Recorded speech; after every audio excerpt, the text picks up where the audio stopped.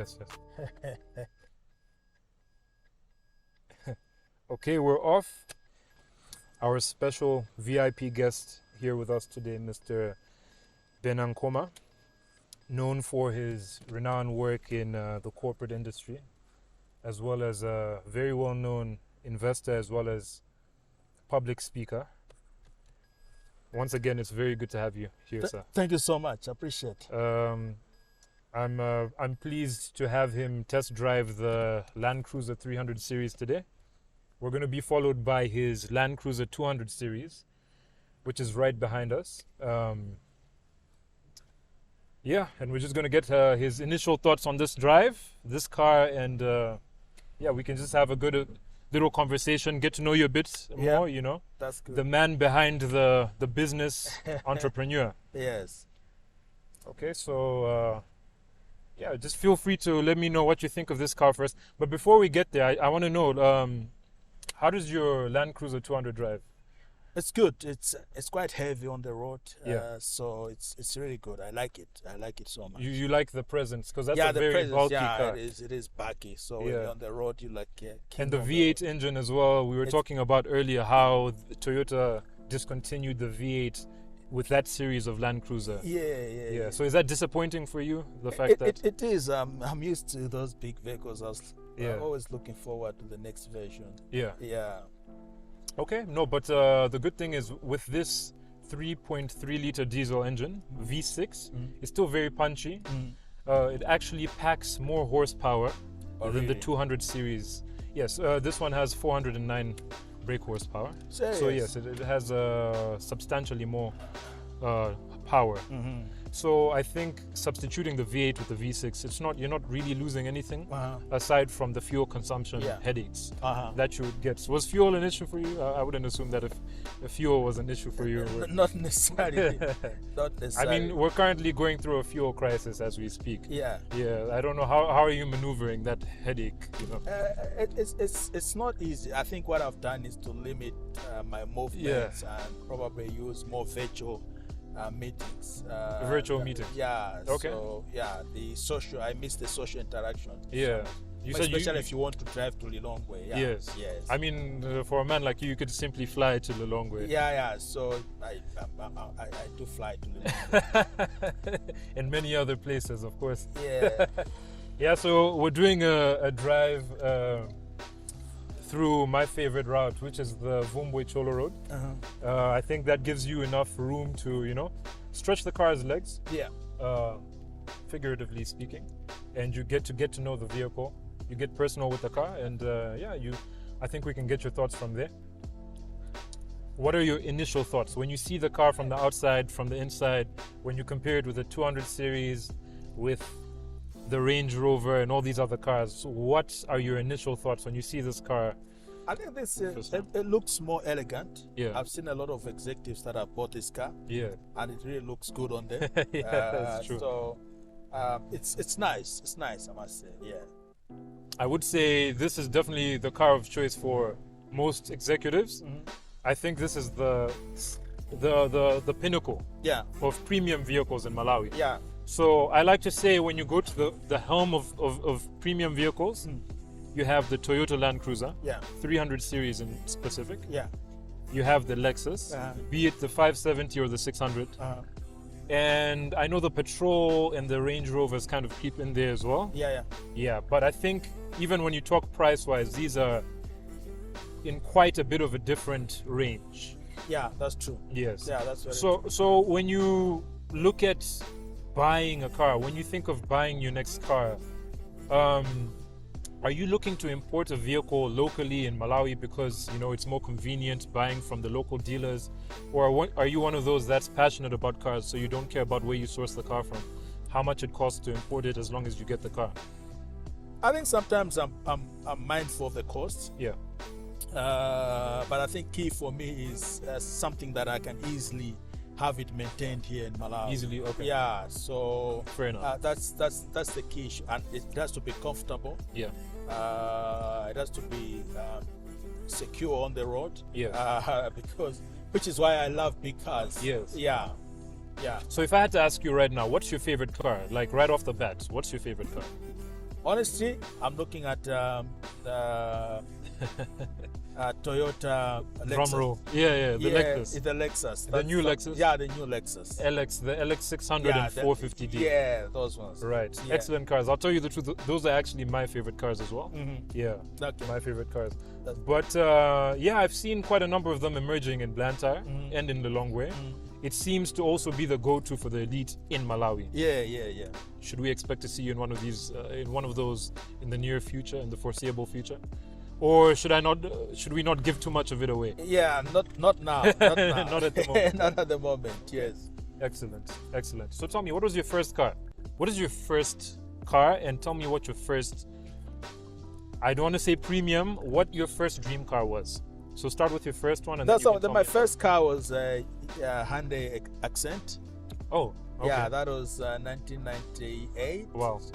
And then I later on bought a. Did you buy that saving off of business or? No, I bought it from. I got a loan from the lovely. bank. Yeah. Wow. And then the second one was on a car scheme, so it was a Ford Ranger. Ford Ranger. Yes. Oh wow. That was In the early 2000s. Yeah, 2001. I like that. Yeah. Okay.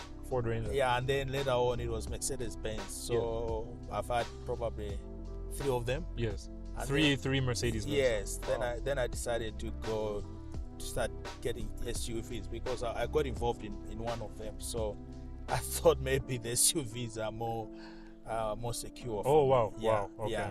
Oh no, that's very interesting. So it's safe to say you're Benz over BMW type of guy. Yeah. I can relate. Okay, I love that as well. My first car was a Benz as well. So Oh, wow. Yeah, we're on the Wow. same page there. Nice. Yeah. So what do you think of the current gen Ford Rangers? Because you said your first car was your second car was a Ford Ranger. Now those are amazing, especially the Raptors. You like those, huh? Wow, those ones are amazing. You guys will be keen to know that my very first conversation that I had with Mr. Nkhoma, I was actually trying to sell him a Ford Ranger Raptor, the current gen. Yeah. I think that must have been a year ago. I'm not sure if that was a year it ago. should be a year ago. Yeah. But I think you were a bit busy at the time, so Yeah, I was. we weren't able to materialize our conversation. Yeah. So, the current gen Ford Rangers, the Raptors, the Everest, they seem to be very popular, but I don't see them dethroning the current gen Hiluxes in terms of market sales, Yeah.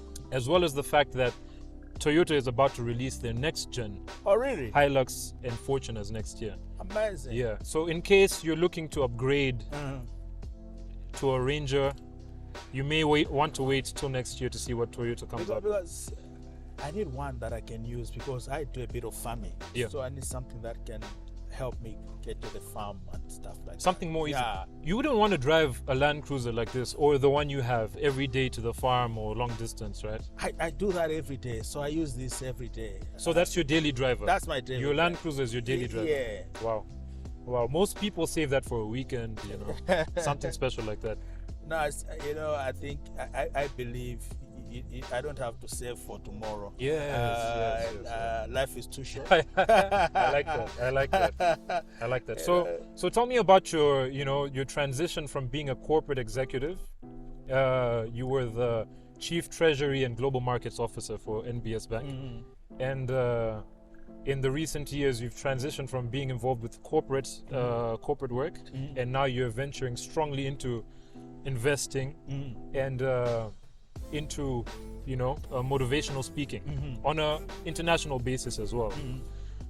What's prompted that transition, and what made you want to go and inspire other generations? I noted that I come from a background where my dad had to retire from employment. Yes. And I've seen quite a number of people that have retired from employment. Right. And I felt, I only had about 3 years to retire.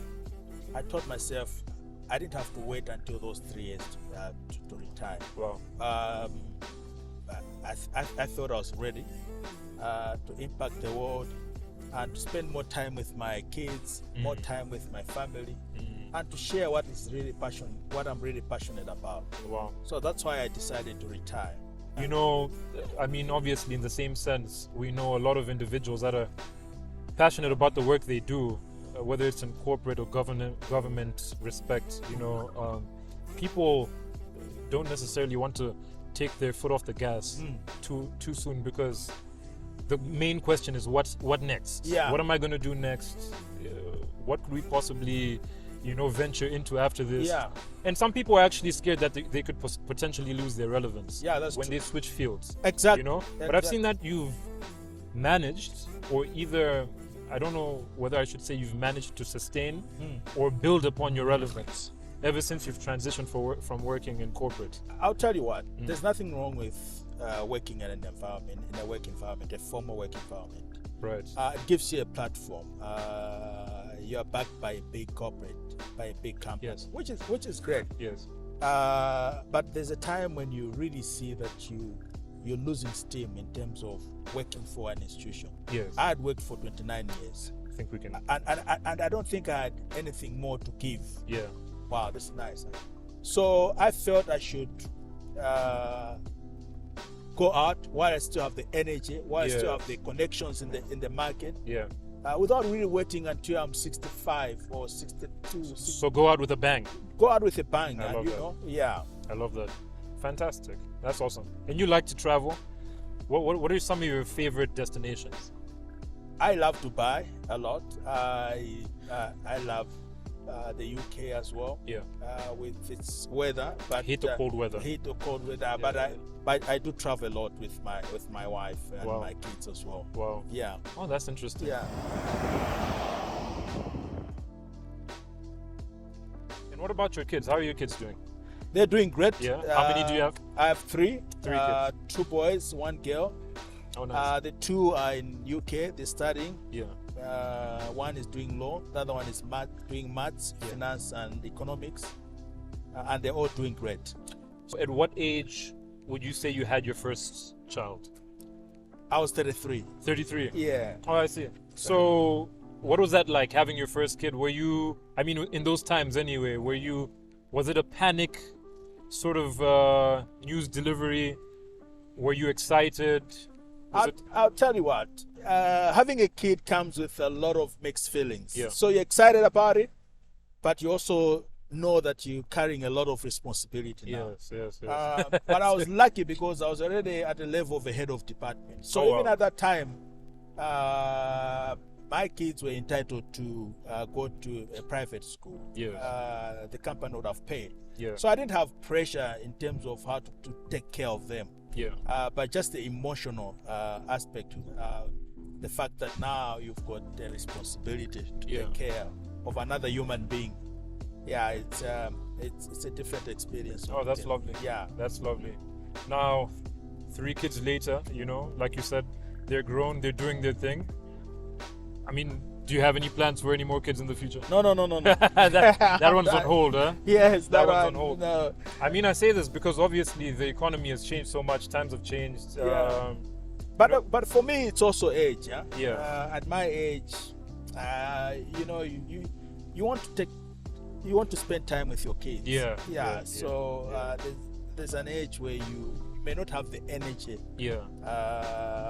To give them all they need, the support that they need. Yeah. So maybe that's the major reason. Okay. Yeah. So we're about to dive into a bit of what I call a pocket watching section. Yeah. Because look, Cruise Control is all about automotive lifestyle. Yeah. We can't only discuss automotive without discussing lifestyle. Yes. Okay, so I want to know, when did you get into, acquiring material items of high value? When did you get into buying nice watches, expensive suits? When did traveling become something that you thought, this is part of my personality, and I want to express this a lot more? I think most of these, they come with time, and as you get exposed, as you get to meet a lot of people, then you realize that there's more to life. Because I grew up in the ghetto, I grew up in Ndilande, I grew up in Kolokos, so most of these were not there for me in my mind. Right. But as I got my degree and then started in Pretoria, I realized there was more to life. So some of these things you learn as you grow. Yeah, so that's where I learned, you can have a nice car. So there are different types of cars. Initially for me it was just, so long as I've got a car, that's fine. But later on you realize, okay, so you can have different types of cars, or indeed you can have several cars. So it really comes with exposure, which is why I believe traveling is important because it just exposes you to so many things. Right. Yes. So what's the possibility? I mean, would you say it's possible that the current generation, because we're exposed to so much, it's possible that our generation consists of more driven, more hungry young individuals, be it entrepreneurs, or would you say that because there's so much that we're exposed to, and obviously a lot of people are comfortable with what their parents have, not the case for everybody, of course, right? But there's a lot of people that come from well-to-do families. Would you say this generation is more laid back, or do you see more driven individuals to achieve more? No, there's a study that was done in the USA. Right. They say the Gen Z, when they look at what they feel is good salary for them, that will take them for the whole year. Yes. If they are to do well. They said $595,000. Dollars. The Gen X, which I come from, right? They said if they could only have $132,000. $132,000. Wow. Okay. In terms of net worth, the Right. Gen Z is saying $9 million. Okay. Gen X is saying $5 million. What it means is that they've got more aspiration. Right. The current generation, they Right. want to make more money because they know it's possible to make money. Yes. They know there are lots of opportunities out there. With the digital world, they know what's happening everywhere. They Right. know how much people are able to make Yes. anywhere in the world. So it's the exposure now. Now they're able to hunger for more. Yes. I yes, think our yes. generation was more laid back in that I they agree. were comfortable with the little that they had. Yes. So True. long as they had a home, but not the current Yes, true, generation. true. Yeah, The so hunger is the more. I hunger, mean, there's more hunger. You're not comparing yourself with the Malawian. That's true. You know That's there are true. better Horizons. horizons. Yes, There I are agree. people at your age that are doing mighty things, Yes. which we didn't have when we were young. Yes. Yes. I definitely agree. I think I find it hard to imagine a life without that doesn't consist of a lot of what most people would consider to be luxury items. Yeah. Only because this is what our generation is crammed with. Yeah, which like the alpha.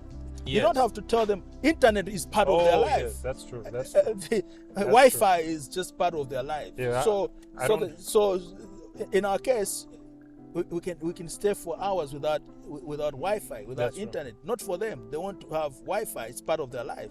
So that's the difference. I don't have a child yet. Yeah. God willing, but I know that by the time I do have a child, it's going to be a lot more of a burden. Yeah. I don't want to say burden because that makes it sound negative, but financially, the requisition is going to be a lot higher than what it was for parents 10 years ago. Yeah, most definitely. Yeah. Most definitely, because you want them to have good education. Yes. All these gadgets require a lot of money. Yes. The exposure, you want them to travel, because that's the reason why I said your generation is more hungry, because they want to travel, because they know there's life, you can travel. So that's why they need more money. In our case, so long as we travel during Christmas, we good. That's true. Back in the day, did you ever socialize in a setting where like you were drinking and partaking in all these other activities? Yeah, when I was in high school, in college, Yeah. I used to do partying. Yeah. Until I gave my I life think- to Christ, and then Lovely. I slowed down. But I've indulged quite a bit as well. Just I was gonna say, I think safe to say, I think partying, the definition of partying is a lot different from what it was back in the day. I think now it's a lot more. I mean, you can't get out of high school without having that culture embedded in you. True. And fortunately or unfortunately, but I think now it's a lot more intense. People are drinking Monday to Friday. Yeah. So I just wanted to know, how do you spend your time, and how do you, if you're not having a cheeky whiskey here and there, like how do you back yourself up from such activities? Are you on the golf course? So I'm mostly on the golf course. Yeah. I read a lot.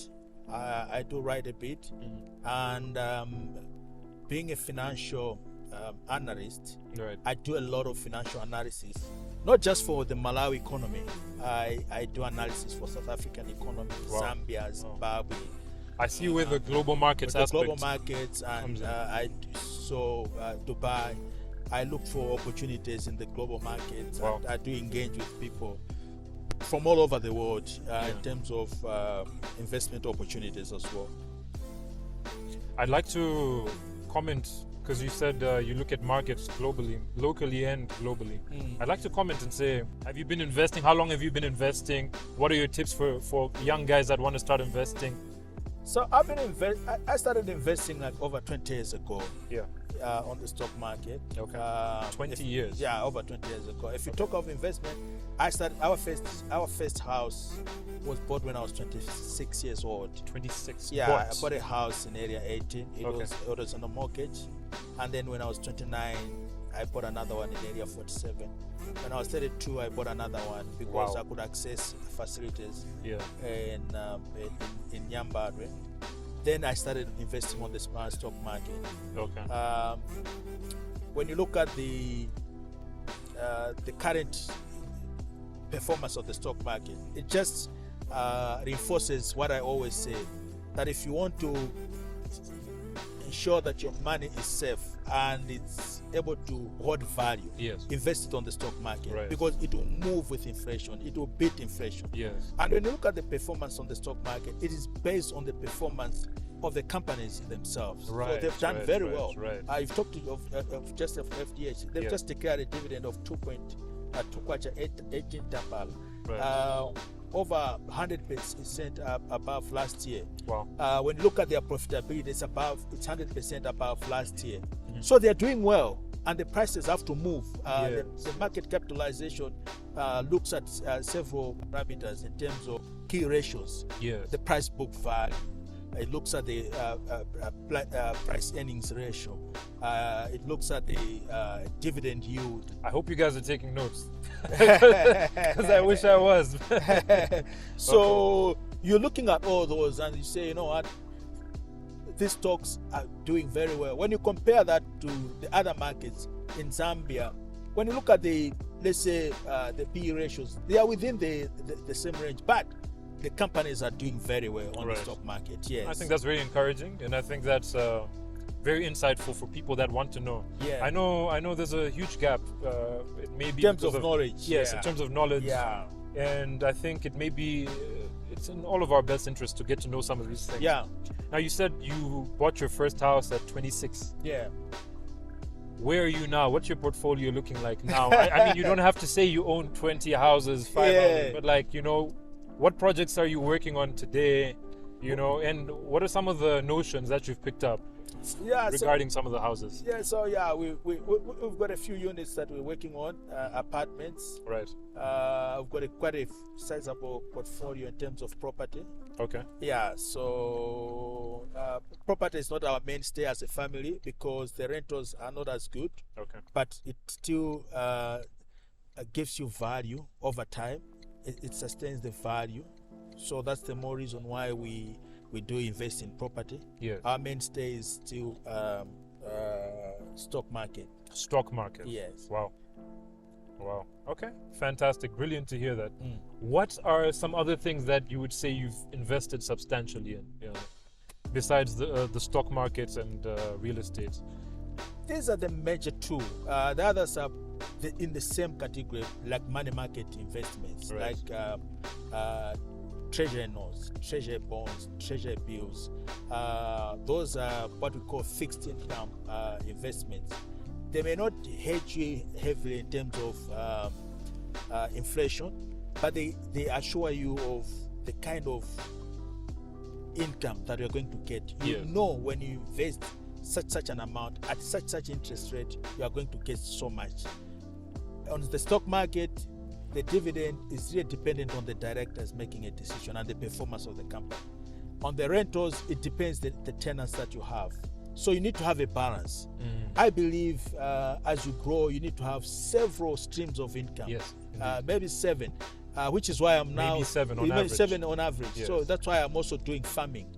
Wow. And I do what sort of farming? We're doing we've planted trees for the long term. Yeah. But we're also doing a maize. It's not a big project. We've just started. So yeah, but so far it looks great. Tell me about a time where you invested maybe a substantial amount of money. I don't know, you could disclose the amount if you'd like. And you lost completely, whether you were scammed or it was just an uninformed decision. So I think the major one is when I used to do solar business. I was one of the first, the pioneers of solar business in Malawi. Wow. So we had invested about $250,000. $250,000. Yes, at that time it was really to we wanted to sell to government, but unfortunately the budget didn't pass. So that was in the 2009 or thereabout, and we had to keep that stock for a period of 6-7 months. Wow. So they were not moving at all. Yeah. Over time we lost due to beverage, and there was robbery as well. Oh my goodness. So during Easter we lost everything. Unfortunately it took us about 3 years to claim from insurance, and we lost out on value. So Wow. we lost about $250,000. That was a massive loss that we Wow. experienced as a family. It sounds devastating. Look, I just want to use this as a quick moment to, encourage some people, because, on a daily basis, people lose in various amounts. Yeah. You could lose whether it's an asset, whether it's finances, whatever it may be. Some people lose 5 million today. Yes. And to them, it's the end of the world, and understandably so, because it may be all they have. Yeah. Right? But I think the reason I asked that was because I wanted to hear and use your story to say that, to encourage people that, it's not always going to be the end of the road. Yeah, true. You could lose vast amounts of money, serious assets in terms of value, but, I think life goes on beyond that, right? Can you imagine we lost, after losing that, it took us over 7 years to recover. Oh my goodness. Over 7 years. We lost 4 properties as Wow. a family. Wow. We had to start from scratch. Wow. Yeah, so it was quite massive. We learned our lessons. Yeah. It was tough, but you know what? That's what keeps us going. Now we know what it means to fall and to rise, and to fall big. Wow. And to rise again. So, as it stands, would you say you take part in risky business investment? I do, but I mean, no risk, no reward, right? No risk, no reward. So whatever I do, whether it's stock market, the driving here, it's risky. So life is about taking risks, but it has to be calculated risk. Yes. Yeah, it has to be calculated risk. You don't just take risk for the sake of taking that risk. You need to understand the risk that you're taking. You need to understand what mitigants are you putting in place. Sometimes it's what you call, they call it the black swan, like when we had lost the president, former president Bingwa Mutharika, and then the foreign exchange rate was actually we lost value in the exchange rate. Those are called black swan. They do happen, and those ones, they really mess people up. Right. So you asked earlier, how did I come about, or what inspired me to come up with the show? Yeah. One thing I've always wanted to do for the last year and a half, maybe 2 years, is to film a show, but I didn't know what to do with it. I didn't know what we were going to do on the show that was going to be different. I thought initially we were going to film cars, test cars, review them, and get people's thoughts on the cars. But it's only recently when I realized that it would mean a lot to me and to a lot of viewers as well if we have important guests come on the show, share their stories, share their insights, and I think that does a lot for all of us, especially the young entrepreneurs. Yeah, true. And look, I promise you, a year ago, I didn't think I would be sitting here in the 300 series speaking with Mr. Bena Nkhoma. Yeah. Just casually about cars and life. Yeah, true. So I think it's very encouraging, and I think it does a lot for... Yeah. As we're talking out, so how did it about this? Yes. Yeah. But that's the new generation. Yes. They're thinking outside the box. True. They're doing things differently. That's true. So this is very encouraging. Thank you so much. Yeah. I really appreciate it. Yeah, well done. Thank you so much.